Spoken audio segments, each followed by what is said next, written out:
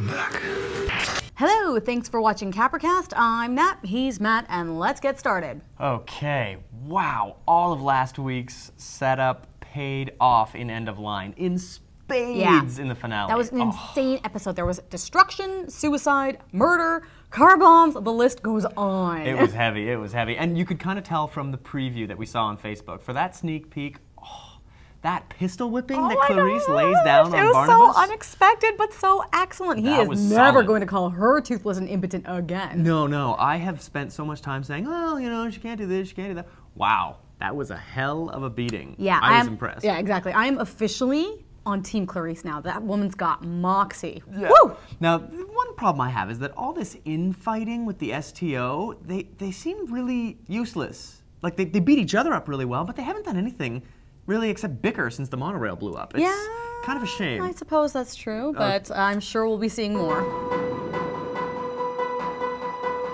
The episode started, wow, I couldn't believe it. I mean, granted, the effects are a little TV, but the structure of this episode was so solid. It was a lot like Act of Contrition, in that way that you had this tense, something's going on, how did this happen? And then it pops you back out to, you know, chilling in the lab. Like and then tense, this thing's to gonna happen, 20 hours, 17 hours, and you get this countdown like in Act of Contrition. Yeah. It was really cool to get to see that sort of storytelling again, because when it's done well, it is really good. Oh my gosh, that was insane. But poor Philemon, I mean, he loved U87, and I really believed him when he said that it didn't matter what Rachel looked like in real life. And even when she confronts him and she's like, it's me, and he's like, yeah, I'm totally cool with that. It didn't matter. Yeah, I believed him there. And then he turned around and did something on the computer, and Zoe jumped to conclusions quickly. I mean, it said security alert something. But who knows what that actually meant, I guess. When I first saw it, I thought, okay, well, he's doing some kind of diversion or something, and then she kills him.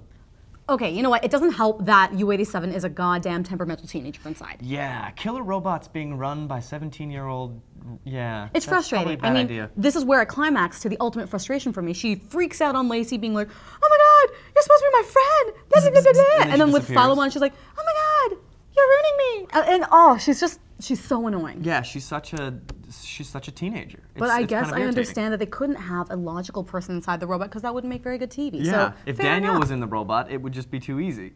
Oh my gosh, and oh my gosh, that sequence of her life flashing before her with all the Star Wars wipes at the end before she crashes into the military and flips lame. and explodes. Yeah, very, very lame. Yeah, I didn't dig that at all. No. Not at all. But Amanda, I really enjoyed her arc in the episode because she went from, you know, being her usual crazy self to confronting Daniel about the murders, and it put her over the edge even on Eros Day. Yeah, well, you know what? Sad. I guess the fact that she kind of sets it up by saying, oh, you've always been, you know, my rock, and you've always made me feel sane. You took away the crazy. Yeah, exactly. You took away the crazy, and then his answer being, it's complicated, I guess was just too much for her to be able to deal with it. Yeah, I mean, there could have been a bit more questioning involved before you just decide if she that was your logical. But again, murderer. we know that she's been through a lot emotionally, and all her crazy stuff is coming back again.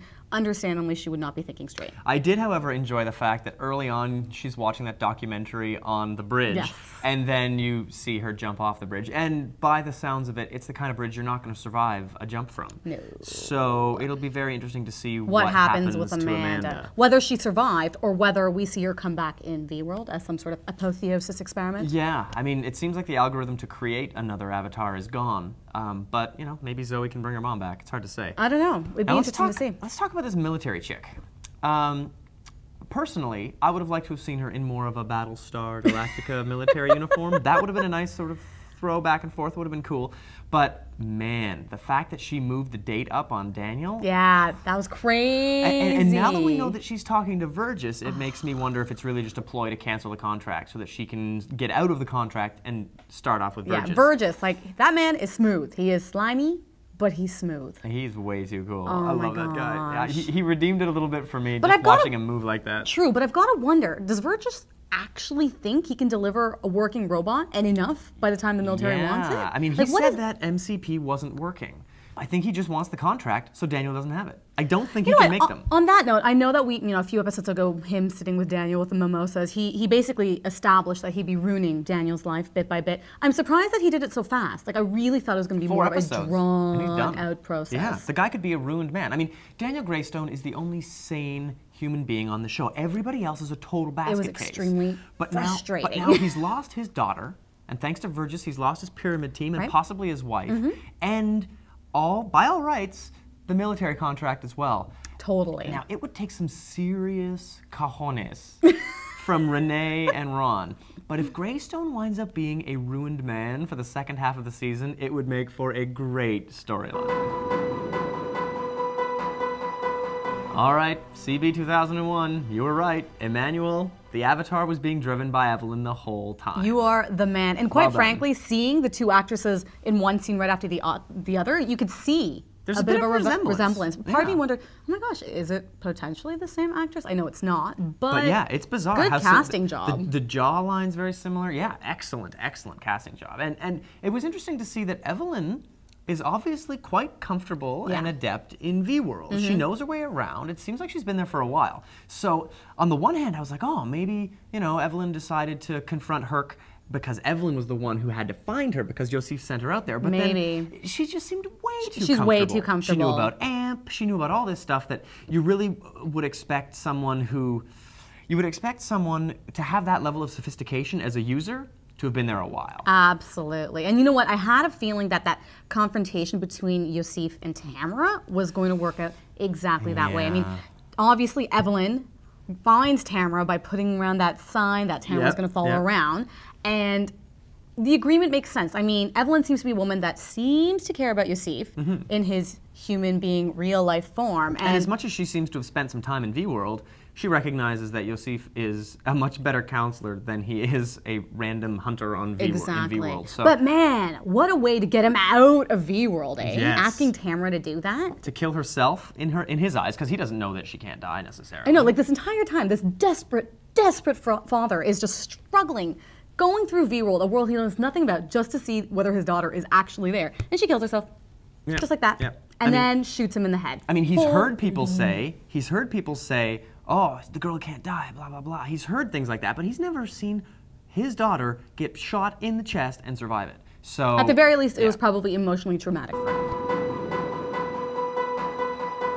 I find it pretty cool that we actually got to see a real STO mask in this episode, and it was really cool seeing that forehead touch again. And the candles and the infinity symbol. Exactly, that was actually pretty cool. Now, Lacey, she's got to be a bit of a moron if she didn't think that keychain was going to somehow cause some ill to Clarice. Well, she's naive. Like, obviously we know she's the naive, weaker character that we're following through, and they're supposed to kind of sympathize with. She's being confronted with all these hard and harder decisions, and she's like, there's a real Baltar arc going on here, where it's trying to make a decision, where Baltar was doing it out of like a complete desire to just preserve his own life. Lacey seems to be doing it out of some guilt she has to what she feels responsible for in Zoe, and so she's trying to make it up to this software that it acts a heck of a lot like Zoe. Maybe. I mean, it could be guilt. I think you're right, though, in that she might not be doing it out of complete self-preservation the way Gaius was fully doing, but I think she is doing it out of her own reasons. You're right. For me, I think it's more she's genuinely this, again, a weaker person, a people pleaser, and trying to prove herself to anyone and everyone that might care about her. She doesn't have a strong sense of self yet, and so she's just like, anything that'll make my friends happy, I'll do. Yeah, and hopefully this means there's a big character arc for Lacey to have throughout the season. Definitely. I think she's going to grow some balls. Absolutely. I mean, Baltar was a monster by the end of the series, but not an irredeemable one, because he saved Hera's life by the end of Battlestar. Right. And I'm hoping that Lacey can go on this journey where she just becomes something of a monster, but by the end, she's the reason everything works. We know, there won't be another episode to talk about for a few months. But Luciana Caro and, of course, Magda Apanovich were here in Toronto over the weekend at our Comic-Con here in Toronto that we have. It's not as big as San Diego's, but we do have one.